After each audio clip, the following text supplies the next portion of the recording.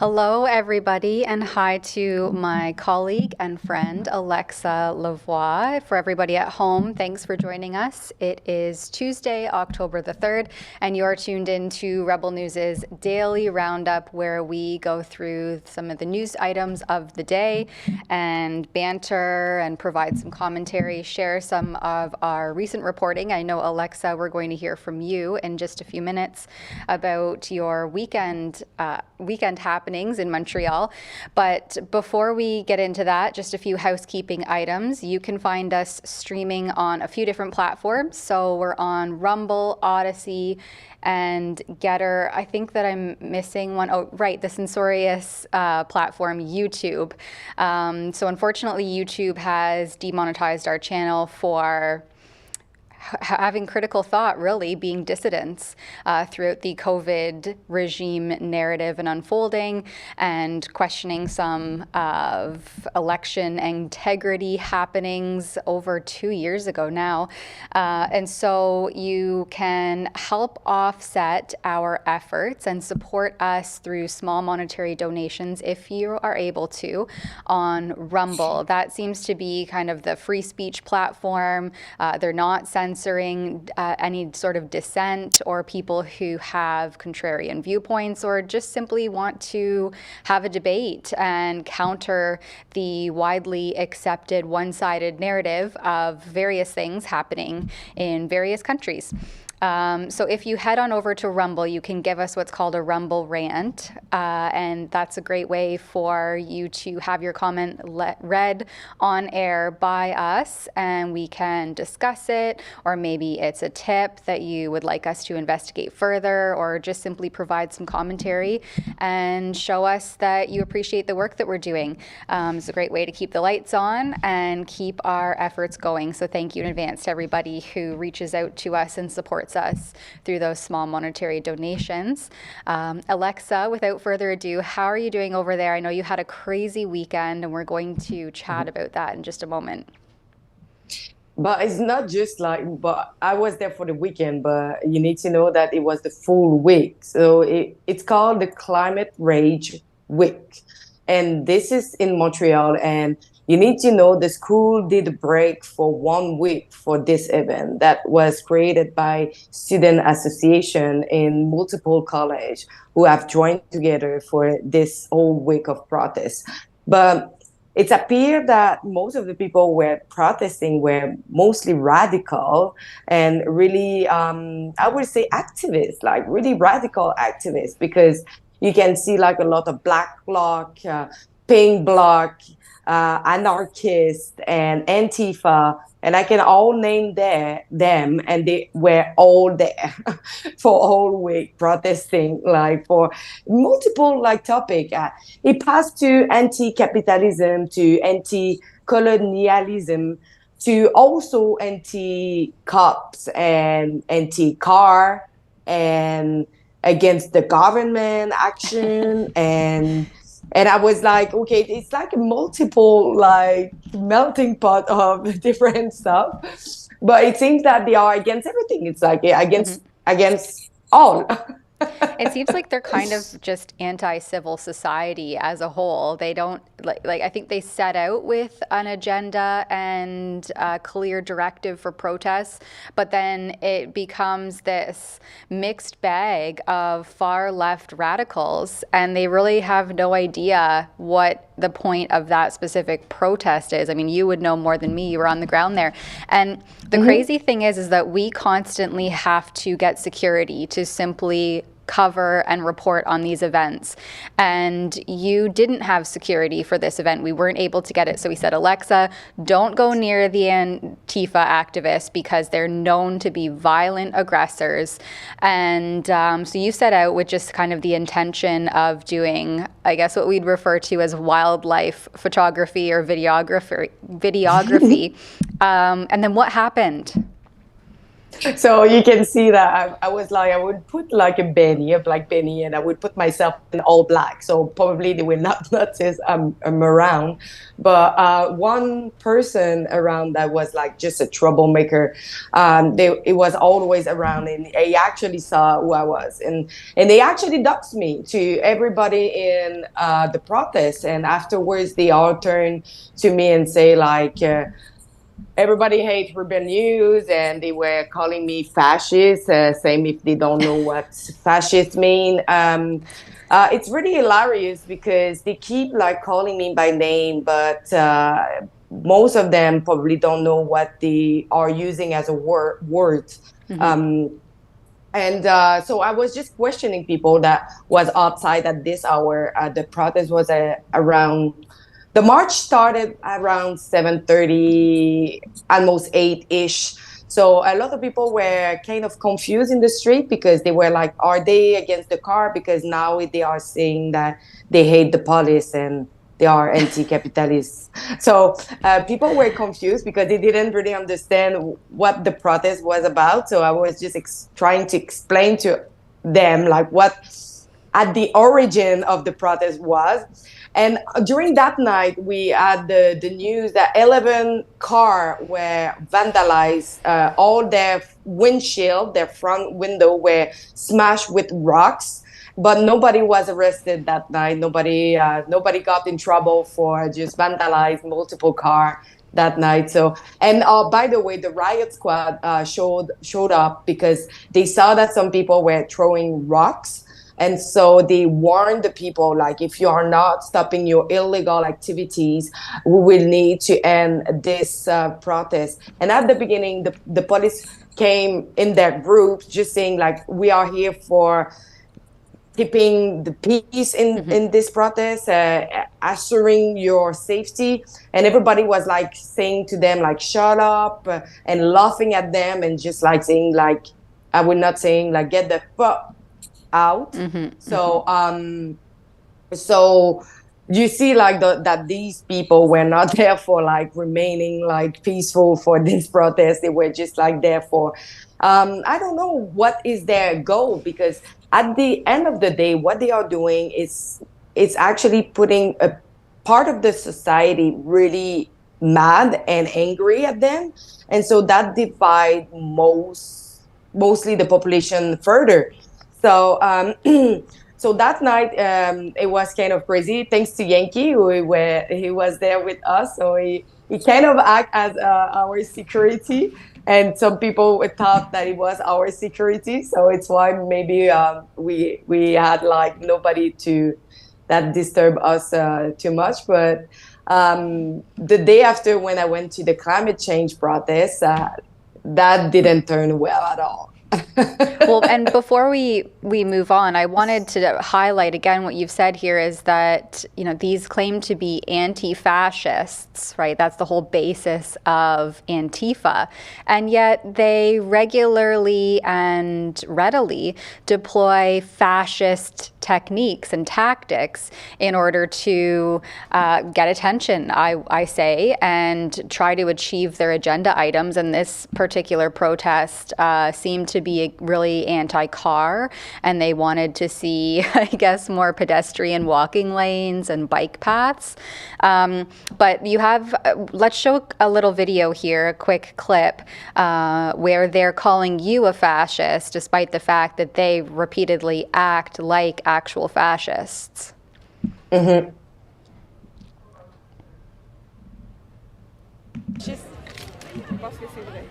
OK, vous avez un exemple? J'ai pas besoin de te donner un exemple, je te dois call. Donc, juste m'étiqueter, ça suffit. J'ai vraiment pas besoin de me justifier à toi. Donc, vous savez pas qu'est-ce que je fais. Probablement, vous nous écoutez même pas. Vous avez même pas un exemple à me donner. J'ai pas à te donner d'exemple, je te dois call. Donc, vous avez pas besoin d'exemple pour traiter quelqu'un de quelle que soit l'insulte que ce soit? Je te dois call. Donc, c'est un raccourci intellectuel? T'as de l'air d'un raccourci intellectuel, ici. Ça va? Non, mais là, c'est parce que vous savez même pas qu'est-ce que je fais. Tu fais de la merde, c'est ça que tu fais. Vous êtes même pas capable de me nommer quoi que ce soit que j'ai fait. Je te dois call. Okay. Donc, Oh my God. So this is such a baseless claim, right? They say, well, you're a fascist and you do this, this, and this. You say, well, can you give me an example? And maybe we can chat about it. Maybe we can figure out if what you're saying is accurate or not. And repeatedly the left, and that's why I think they have to censor anybody who covers their protests or their activism out in the wild. They have to censor them and put on sound machines and deploy these bullying, harassing, intimidation tactics, is because they can't attest to what it is that their stance exactly is. And so, you know, that's proof in the pudding right there. They say, well, you're a fascist. You say, well, how am I a fascist? Well, I don't owe that to you. It's like, well, then you can't back up what you quite literally just claimed to me. So I guess I'm the actual fascist now. I'm just supposed to take what your word at face value. This is the repeatedly seen by the left at these radical protests. And again, I think that's why they have to deploy this heavy censorship, fascist-like tactics, because they can't articulate their points and they don't have any of the facts or the actual research to back up their claims. So that's what you see when you're out there pushing back a little bit against some of this.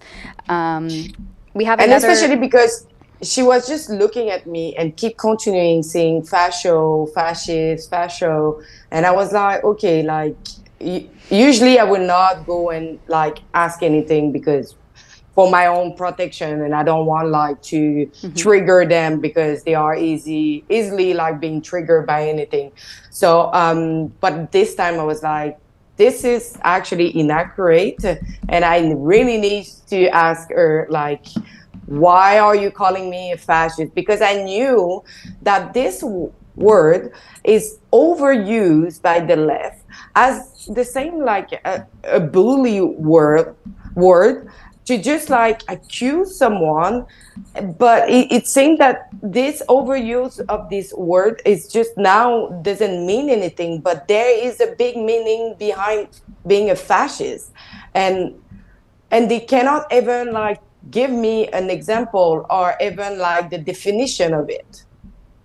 And they all really encompass each other. So there's the anti-fascists that I would say are actually just fascists. And then you have a video here, we can show another clip, where there's anarchist flags, communist, and socialist flags all bundled into one Antifa package. Let's have a look.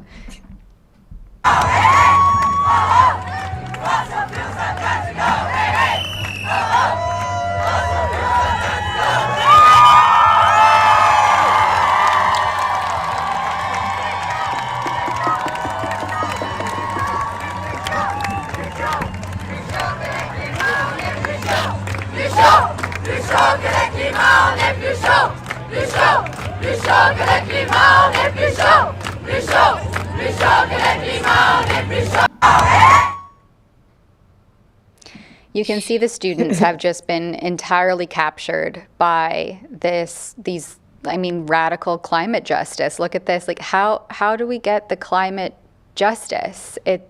Well, and I think we'll get more into that a little bit later in the stream, but we'll stay kind of on the topic of your coverage, Alexa. There was another one, and this is another protest, right? Because you went to two recently. There was the anti-car protest, and then this one is the student climate protest. Can you differentiate a little bit for our viewers which days and how these protests were different? So the car culture, the protest against the car culture, that was on the Thursday night, and it was taking place, I think it's Laurier Park, and this one was at Montreal, a statue there. It's mostly where usually the protest is happening there, and it was the day after the Friday in the afternoon. But the same people in the car culture protest recognized me at the other protest the day after. So it's why I didn't last long, and this time I didn't actually dress up as an Antifa, or I don't know, like the like Benny and stuff. But I tried to be low profile and just ask my question, but I had the time to question one person, and it was finished. And they started shouting at you, Yeah. like swearing, "F Rebel News." Mm-hmm. Let's show this clip. Yeah. Fuck Rebel News! Fuck Rebel News! Fuck Rebel News! Fuck Rebel News! Fuck Rebel News! Fuck Rebel News! Fuck Rebel News! Oh yeah, here's the sound machines. Yeah, that they Yeah. get their megaphones. I mean, this is really concerning when you could actually lose your hearing from having these kinds of devices so close to your ear. This is actual violence and causes health effects. Remember how violently protesters who were opposing the state-backed COVID-19 supposedly public health related diktats and measures, and they were tackled, taken down, violently arrested. They were, called grandma killers. They were going to cause surges in COVID-19. And they were coined at the time super spreader events, right? These were, if you gathered with anybody, with more than 5 people anywhere, indoor, outdoor, wherever it may be, you were a super spreader. That was a super spreader event. And now we have actual health concerns being deployed by far-left radical climate activists, and no one's being arrested, no one's being taken down. Once again, it's just the hypocrisy of how different political stripes are treated by the police and by the political class. And you can see that. Like, that could cause somebody to become deaf, and no one's doing anything about it. And by the way, it's so funny because like now you see that everybody's wearing masks, but there were a law that passed. I think it's, I'm just trying to search it. I think it's not sure about it. Like, I think it's 2016 that nobody were allowed to wear any face mask or any kind of like mask that was covering your identity when you were in those kind of protests. And it's why I went to the police and I say like, why are you asking them to at least identify who they are, just in case that if I get aggressed, I will not be allowed, I will not be able like to identify the person who actually harass or aggress me or assault me. So why are you not asking them to pull down their mask? And they say, well, we are not allowed to do that. I say, why are you not allowed to do that? Like a couple of years ago, the law passed that we were not allowed to wear any face mask, and now it seems like you cannot do it anymore. They say, yeah, but since the COVID, we cannot ask people to remove. Yeah, so it is literally what he says. But since the pandemic, since the COVID, we cannot ask nobody to remove their face mask. I found this it is here. Really, hold on. I'm just going to see if I can paste it into our communications channel. But yeah, it was the Quebec, looks like the Quebec Superior Court, and this was, you're right, 2016, strikes down Montreal's ban on masked protesters. Oh, so they actually struck it down. So Montreal tried to institute a ban on masked protesters, and the Quebec Superior Court ended up striking it down.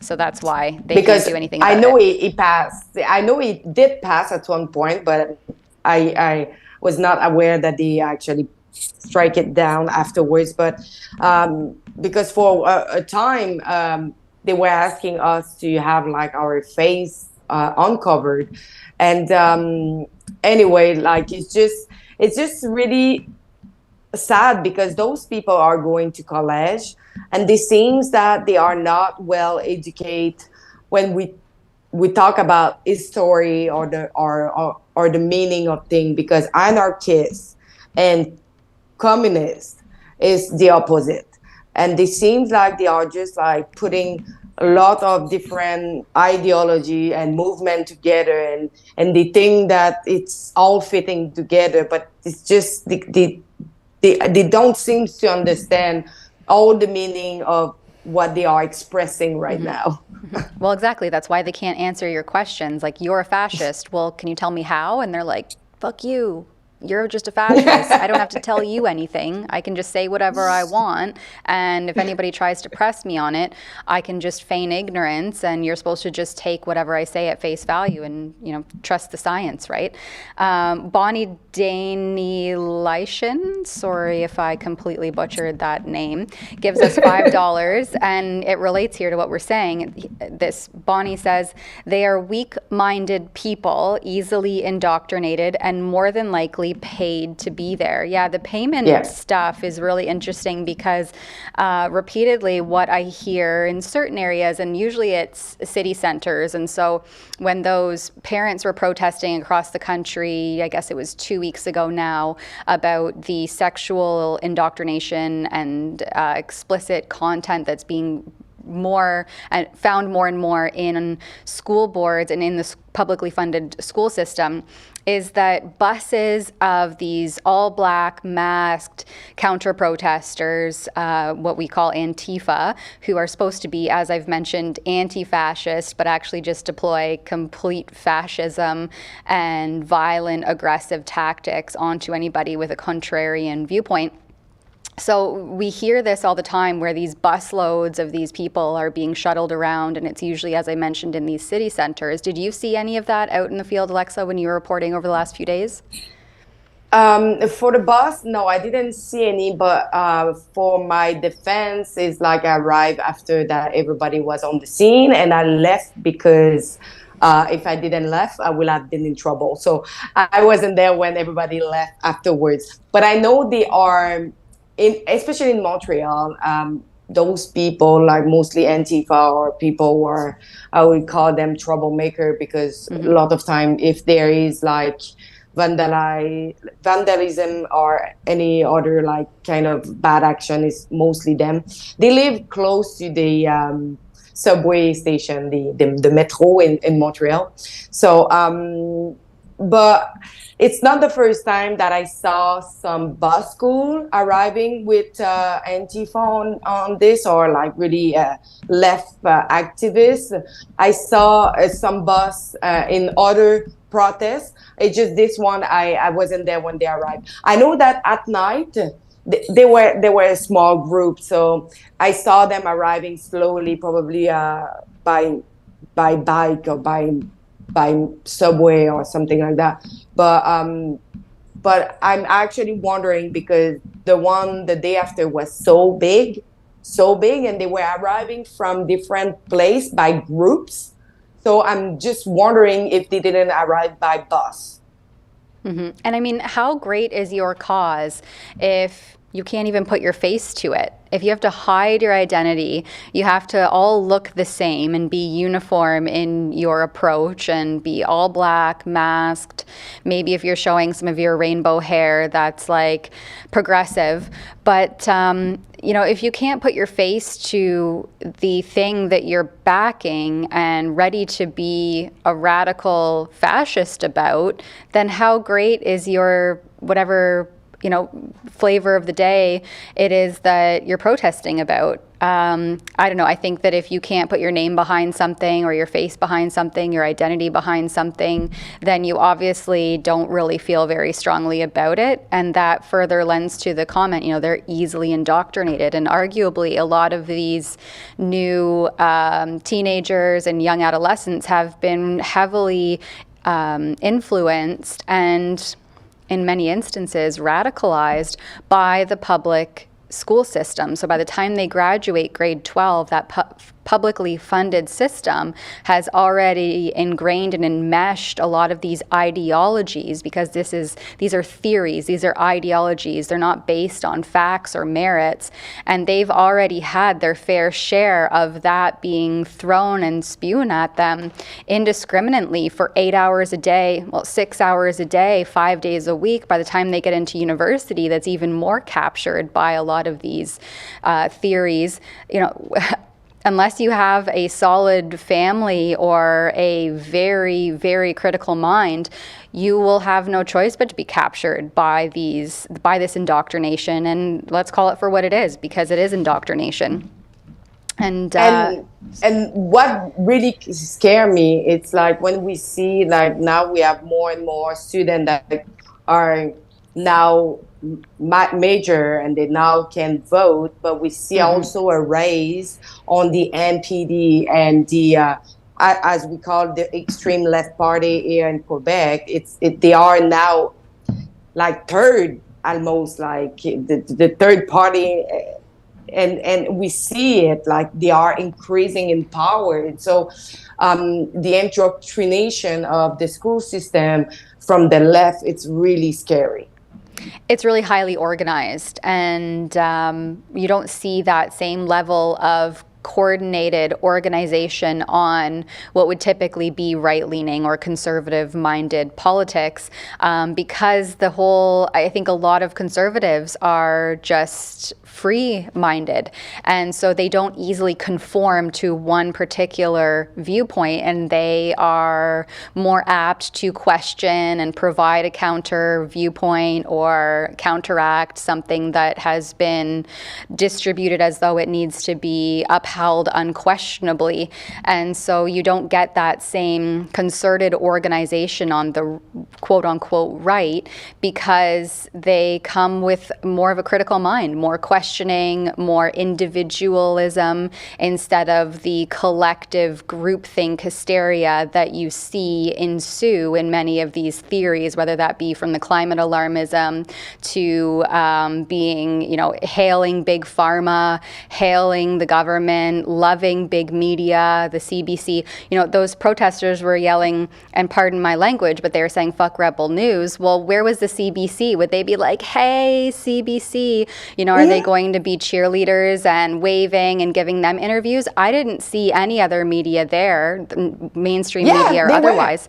You were the only one, and they're chanting "Fuck Rebel News." Meanwhile, they have an opportunity to express their viewpoint, and yeah, maybe you would push back, but if it's grounded in knowledge and research and evidence, then you have to be able to back that up. There were other media. They got some interview, and you want to know the most funny one? They were next to me when I got like almost assault with that megaphone. A journalist from the Journal de Montréal on Twitter took my video, he ripped my video, published on his site, and say on his side also that it was a really interesting and way to get rid of us. And he almost laughed at, oh, we get like pushed out from them. So, and he blocked his message. So I was not capable to reply to my own video that he published. And so when I just published, like retweet with a comment, and I tell him, I say, how can you endorse this kind of action over some people who do the same job as you? Like, same, if we don't share the same ideology or the same like kind of opinion, I will never wish to you to be treated like that. And he blocked me. Of course. Yeah, you can't have that. You can't have free speech in Canada. And how is that for freedom of the press, right? These people, if you're a journalist, I mean, whether or not somebody agrees with your viewpoint or your style or your story, well, we have freedom of the press, and so I don't necessarily have to agree with what you say or what you do, but I will back your ability to say it regardless, because again, if we can't scrutinize people's thoughts and their speech because it's being curbed and squashed because we don't have freedom of expression or freedom of speech, then that doesn't leave many ideas in the arena of ideas. So I don't care if you want to say whatever you want to say, but we need to be able to have a dialogue and a debate about it, and we'll let the arena of ideas and scrutiny decide whether or not what you say and what you think is legitimate. If we can't have that, then that's a very boring life. I thought that diversity was our strength, except for when it comes to diversity of thought, apparently. So let's go to a quick ad break, and then we'll come back to, I'm not sure yet, more climate change maybe, or more LGBTQ diversity. We'll see.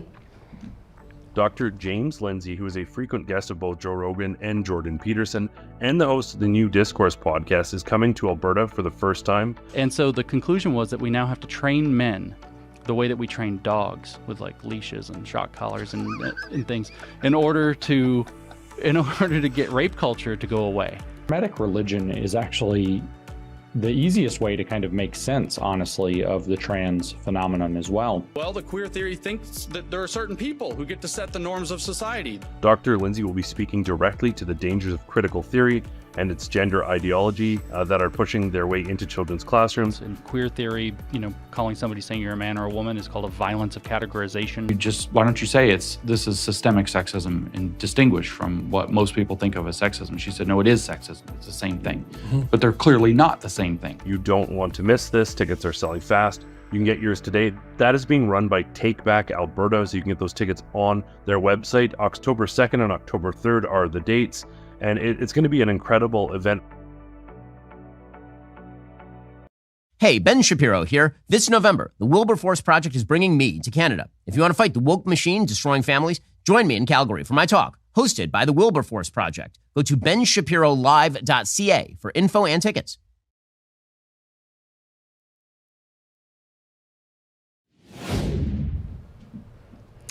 All right, so I just wanted to touch on this quickly because it relates to the coverage that you were doing over the last couple of days. And this is a post from September 27th, so just a couple of days ago, by the globalist think tank, the World Economic Forum. Klaus Schwab, where he has that clip where he's like, we will infiltrate the cabinets and their young global leaders. And I think it's a vast majority of the liberal cabinet ministers are graduates from that program. So they've posted here, is climate inaction a human rights violation? I mean, of course they're going to go in this direction. So it starts off by saying that in 2017, due to some conditions primed by a warming climate, wildfires ravaged Portugal and accounted for more than half of all the burned areas in the European Union. And then a few years later, a group of young people from Portugal filed a case with the European Court of Human Rights, alleging that those fires and the health risks and crippling anxiety that come with them are the result of a failure to act on climate change in Portugal and 32 other countries. To that, I would say, if you're suffering from crippling climate change anxiety, perhaps you need to sue Greta Thunberg for her dangerous, ridiculous rhetoric. Remember, she got up on stage and she was like, "You stole my future. How dare you?" And I think we were supposed to see, I don't even remember, there was a tweet that obviously is now deleted because it didn't come true, by Greta, where she says like the world will come to an end by, I think it was 2018, or maybe she posted the tweet in 2018. Anyway, the time has come and gone where we were supposed to see the end of the world because I guess it would just like spontaneously combust. I'm not even sure what the actual science is about that. But yeah, here we have this tweet, and it was posted in 2018, so that's where I got the year from. A top climate scientist is warning that climate change will wipe out all of humanity unless we stop using fossil fuels over the next 5 years. And so obviously that has not come to fruition. And I like to go back to peak oil, and I think it was supposed to be in the year 2000. We were supposed to see peak oil where there would be just no more fossil fuels at all. And all of these hysterical predictions just never come true. So again, I guess we're supposed to still trust the science, even if it's based on faulty modeling predictions that will never come to fruition. So this idea of having crippling anxiety, well, I think that those faulty models and anybody who amplifies that hysteria is who's at fault here, not, I don't even know who would be at fault. The government of Portugal seems really bizarre to me. But the only small thing that they forget to talk about, it's first of all, did they find how many pyramid that set the fire. We know that in Greece, I don't remember how many exactly pyramid they did arrest, but there was over 15, it was between 15 or 20 or maybe a little bit more people who set the place in fire. We know that in Quebec, it was more than I thought. 79%, 79 people are arrested for arson. So it's worse than I thought. In Quebec, they find out that at the end of May, someone did set multiple places in fire in the up north Quebec. But this time, they didn't pass that in TV. They just did an article about it. Oh, it's funny, huh? So nobody can actually know really what happened there. But now we know that it's just because they didn't want to destroy the climate change narrative. So, so a man was actually charged for arson in Chibougamau. It's where I went, where like big fire were happening around there. So there is people who like to set the place in fire. I don't know who they are. I don't know if they are like climate change activists, or they are being paid for it, or they are just mentally sick, or they just like have fun to just like, I don't know, me burning trees. But there is other side of the story.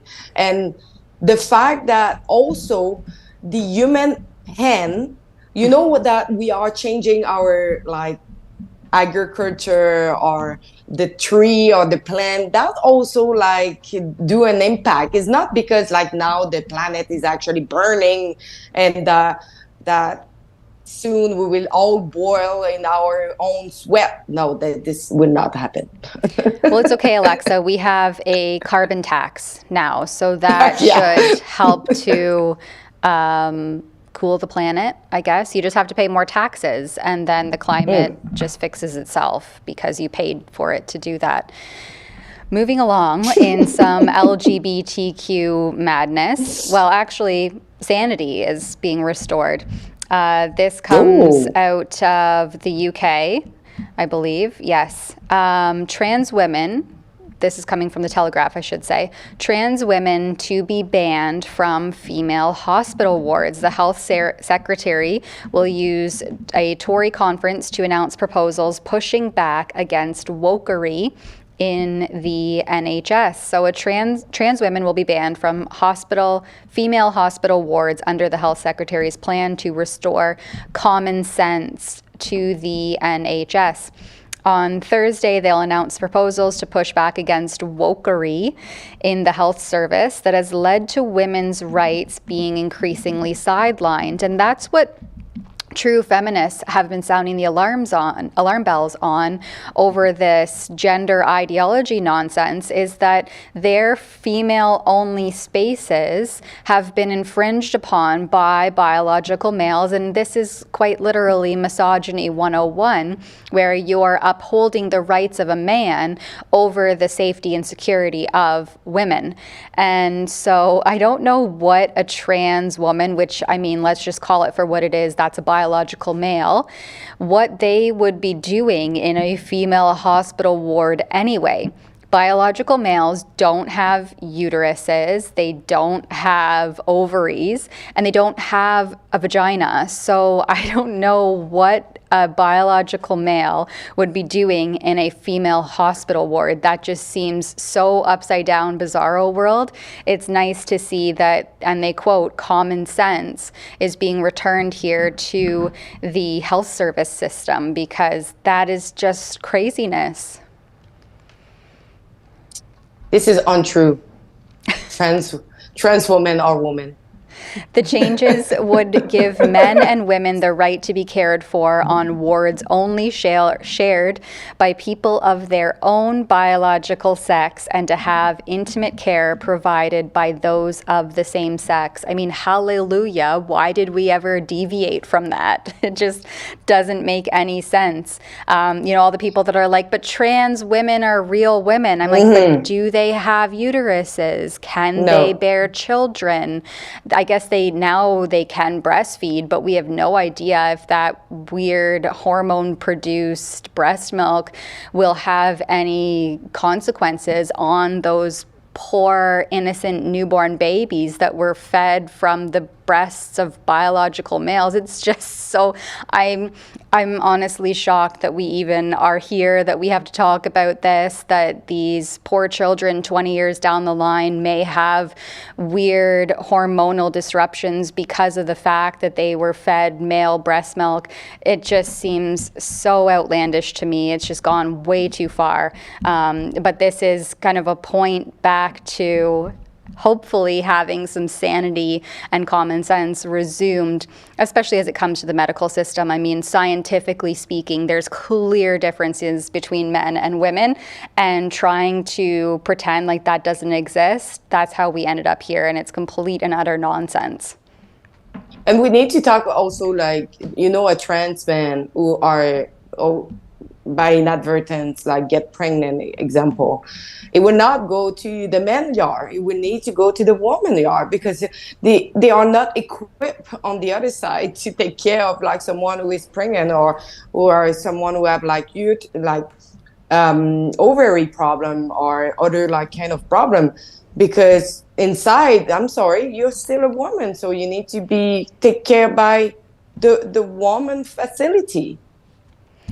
We have some breaking news here today out of the Canadian Parliament. So this is being reported by the CBC. Liberal MP Greg Fergus has just been elected as Speaker of the House of Commons. The new Speaker's first task will be to help Parliament turn the page on Yaroslav Hunka's affair. So for anybody who doesn't know, which I don't know how you don't at this point, but regardless, this is due to the fact that Anthony Rota offered a hero's welcome to Waffen SS Nazi soldier. I guess that was about 10 days ago in the House of Commons, where every parliamentarian gave a clapping seal standing ovation to the former Nazi. And of course, we saw Anthony Rota resign.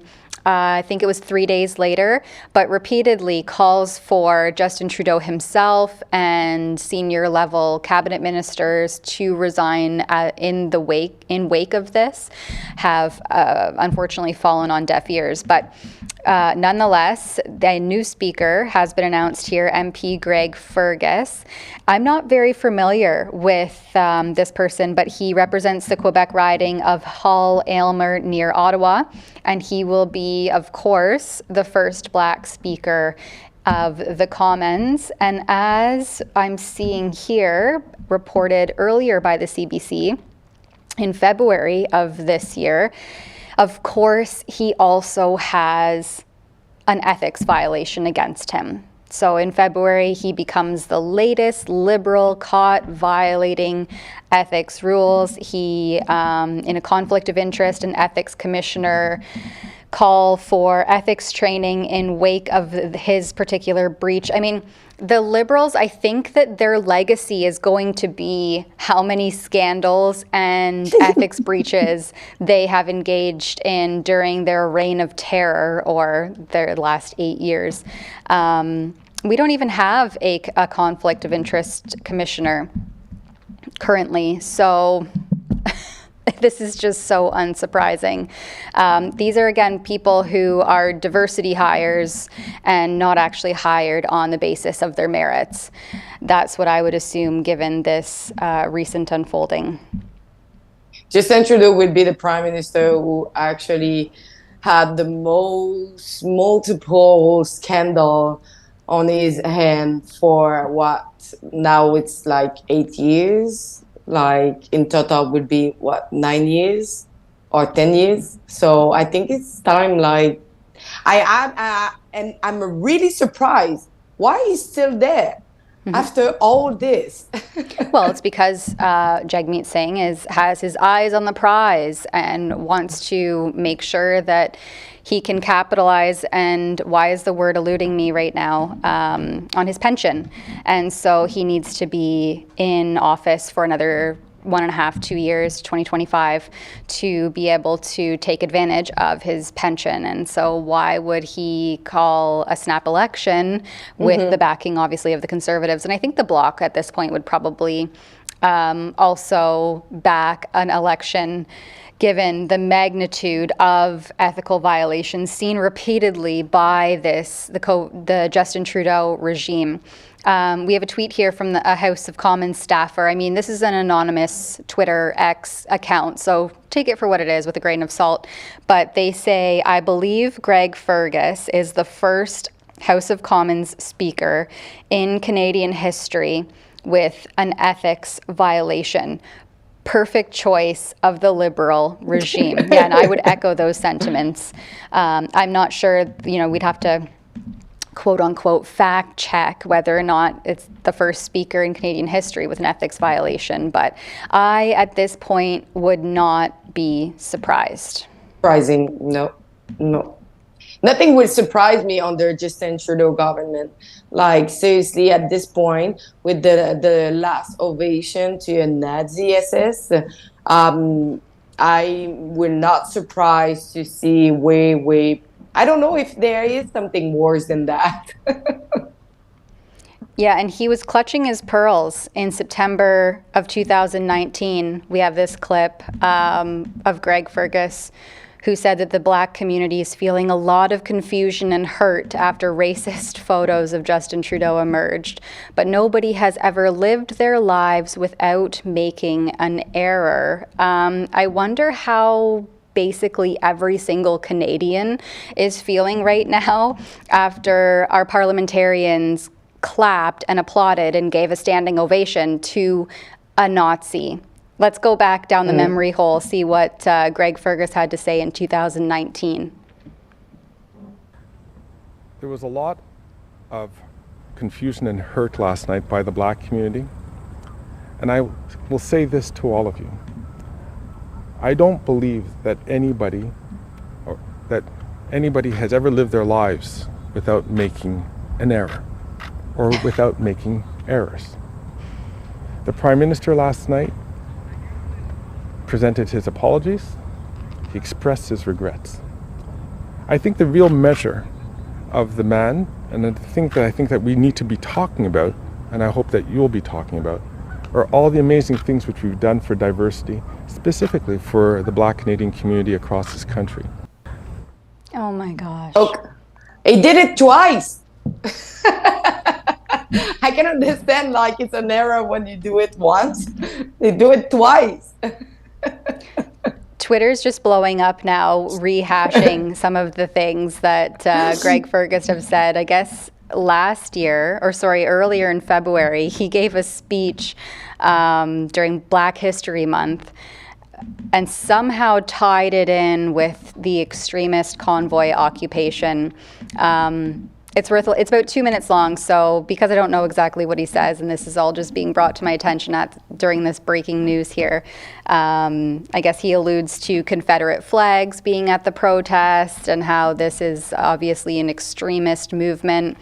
But for anybody who wants to know a little bit more about Greg Fergus, including myself, I plan to look a little bit further after this live stream. I guess there's an abundance of clips that you can lean on Twitter, X, formerly known as Twitter. And the idea that there's Confederate flags, plural, at the convoy is straight up misinformation. There was one Confederate flag. It was conveniently lauded at the protest, and a lot of people say it was just a plant. It was seen once by one person, questionable people who were flying such a flag, and then it was never seen again. And that was the most peaceful, law-abiding protest that I have seen in my life. And if you contrast that protest with the clips that we showed at the beginning of this live stream, the radical climate aggressors, the anti-car protesters, that is lawlessness. You can see it in the reports, in the clips. They throw rocks at the police, they engage in violent tactics, they harass anybody that has a different viewpoint than their own. And they intimidate anybody who so much as questions or says, hey, maybe that's not quite how it is. They just intimidate them into silence and self-censorship. And so this is now the person who we've appointed as the House Speaker. And again, as it's already been revealed, based on a February 2023 report from CBC itself, he has an ethics violation in his midst. So another hit on the unethical conduct of the Justin Trudeau Liberals in full swing. I think they just want to sweep this Nazi applause under the rug and hope that it goes away. Anthony Rota was the fall guy. Justin Trudeau has there's no accountability. He doesn't take responsibility for his actions or the actions of his government. I mean, I was listening on the radio this morning that Liberal ministers don't even have a mandate letter. They're just flying by the seat of their pants. And it seems like the ethics violations just continue to pile up on this government. And unfortunately, these two fringe minority governments, the NDP and the Liberals, have formed a majority in the House of Commons because they back each other on all of their agenda items. And we have to, Canadians have to suffer through waiting until the next election as a result. It's actually undemocratic what they've done. This is a direct hit on democracy, forming a coalition with two fringe minority parties. And it's just sad because right now, usually when we elect a minority government, it's because we don't trust like the capacity to pass through the whole 4 years. So in case that we are not satisfied, we can call for a snap election at the midterm. But right now, this right has been removed from Canadian. Now that a lot of Canadians are not satisfied, they want to move on. They want to have someone else to lead the country. We cannot do it because now we have these two leaders who did a coalition against what the Canadian want, and they are leading. It's for me, it's completely like, I would not say a dictatorship, but it's like leading against what your own people want. Yeah, exactly, which is a direct hit on democracy. We're running out of time here, but I'm going to get to these two super chats because they kind of relate to what we're talking about. And then we'll touch on the last topic we had in the headline before we wrap things up. Fraser McBurney gives $5. Actually, this doesn't really relate to what we're talking about. But anyway, thank you, Fraser, for your contribution. He says, please forgive me for this post. Recently, I was watching music from the 60s. All of the women had their hair was nicely done up. Oh, how I miss the 60s. Yeah, I wish I was alive in actually primarily the 50s. 50s swing and jazz and the music from that era is really fun. Actually, I had a 1950s themed wedding and I just love the style from that era. And I don't know if I should feel personally attacked here because I have curly hair. I embrace my curls. I actually follow this it's called the curly girl method, and I'm sure no one cares about this. But the thing about curly hair is it never dries the same way twice. So sometimes people will be like, oh, Tamara, your hair looks so great today. And I'm like, yeah, it'll never dry that way again. So it's kind of a free-for-all. I do style it. This is how it ends up. Alexa, I know that, sometimes we're just so enthralled in our work that it's like looks get pushed to the wayside. Sometimes you just don't have time, especially when you're out in the field reporting or if you're doing any foreign missions or missions where you're staying overnight places. It's just not even on your radar, despite being a video platform. But yeah, I agree. And of course, if you're watching music videos from the 60s, they have a whole entourage of hair and makeup that would have done their hair and makeup. We just don't have the budget for that. But thank you for your contribution, Fraser. Really appreciate it.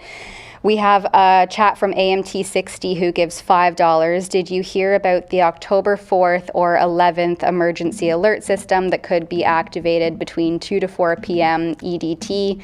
It could hurt people, especially the jabbed. I put 2 links in the comments. Could be US or the world. I don't see the comments themselves. I don't know if I can look back and find them.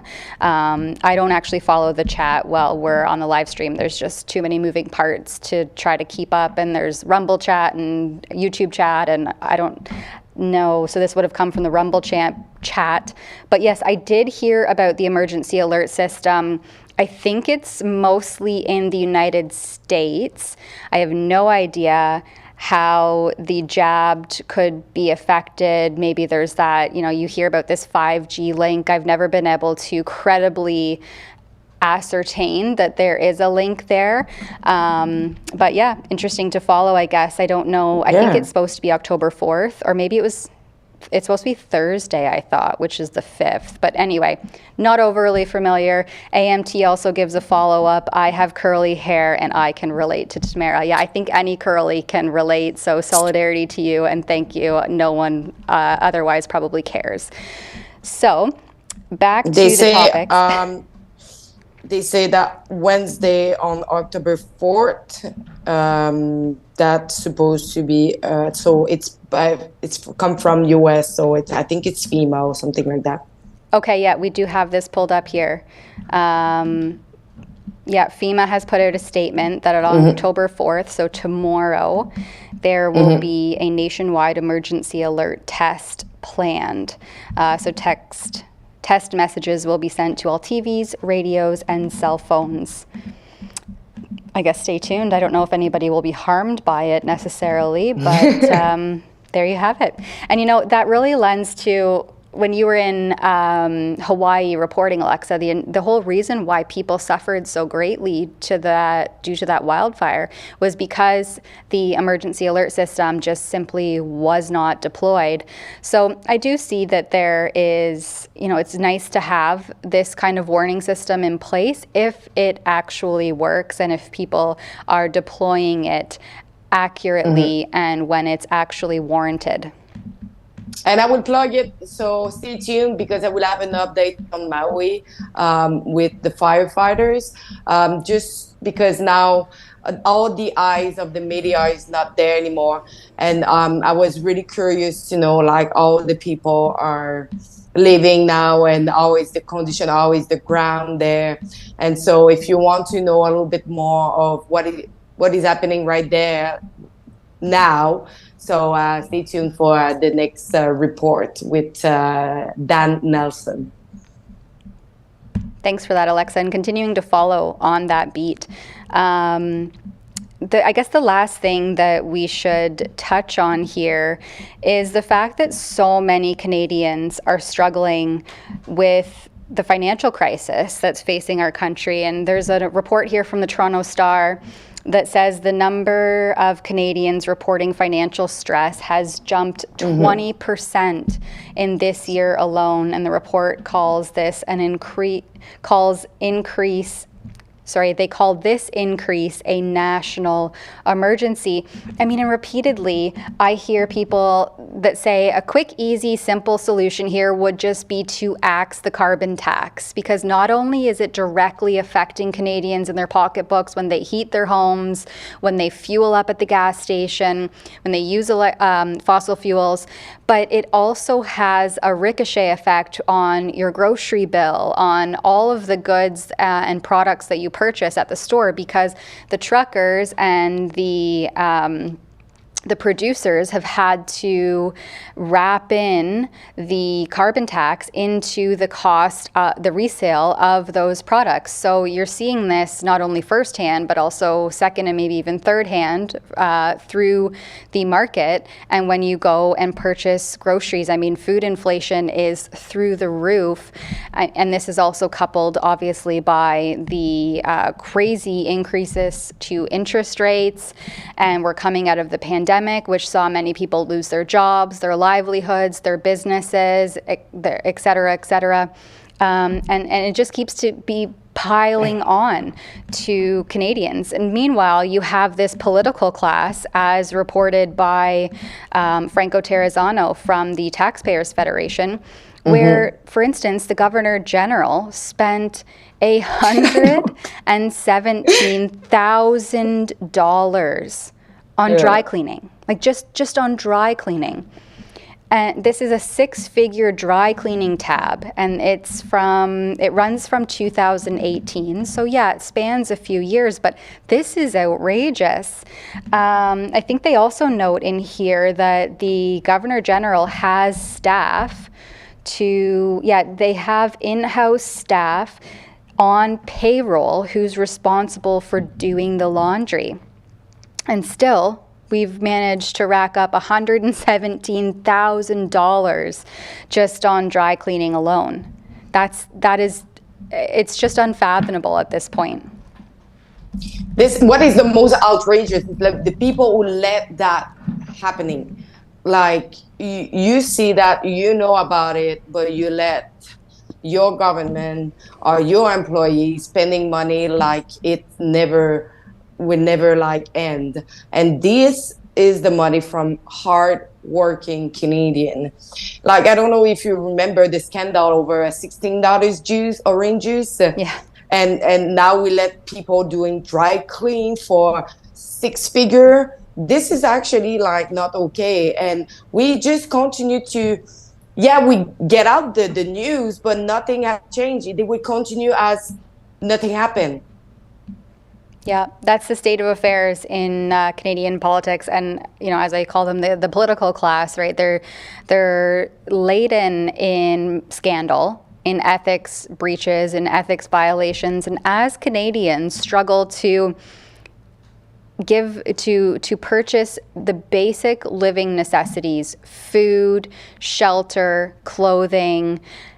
This is where the Governor General has decided it's appropriate to spend $117,000 just on dry cleaning. We've had several other reports recently about the lavish spending of, the government in general, but also specifically the Governor General, who goes on these lavish trips. They wine and dine, spends money on Ubers when things are walking distance. There was a cab fare, I'd have to dig it back up, but thousands of dollars spent on cab fare. I think when she was visiting Sweden last year, perhaps it was the year prior. Here's the Governor General. We have this written piece here. Billed $3 million for travel in 2022 alone, and that's Mary Simons. She flew 21 times in 1 year on the taxpayers' dime, 4 times abroad and 17 domestic flights, which cost taxpayers $2.78 million, while she also preaches the climate emergency, right? They're all about green energy and fossil fuels are bad. Meanwhile, you're literally billing taxpayers $3 million to jet set across the country and abroad. This is just peak hypocrisy. I just don't understand why those people have not like a budget. Like, you have this amount of money and the extra you pay for it. Like, it should be all set up. Like, you're going there, we calculate about this for your meal and like travel costs, and the rest, if you expense like the rest on your own dime. Like, why taxpayer would need to pay for your extra fancy meal or wine or etc. Yeah, exactly. And conservatives get a rap, and I feel pretty politically homeless actually at this point. I don't trust any of them. But the fiscal responsibility that conservatives are known for, that's what we need to bring back to Canada. And this just lavish, unrelenting spending by the Liberals is, at this point, Canadians are struggling. Canadians are suffering, and it's due to failed government policy And they need to scrap things like the carbon tax if they want to show Canadians that they really care. And we can see the writing on the wall that they in fact don't, because they keep this stranglehold on more taxes, and continue to espouse the idea of how great things like a universal basic income would be. You know, this is textbook socialism.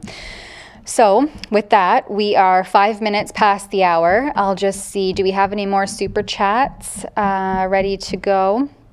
We don't, but thank you to everybody who contributed so far on the stream. Thank you to Alexa for joining me.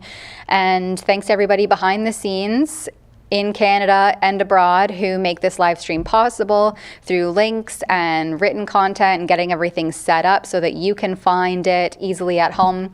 And we will join you same time and place from 1 to 2 p.m. Eastern, why did I say Easter, tomorrow. So come back then. And as David Menzies would always say, stay safe and stay sane. Stay sane.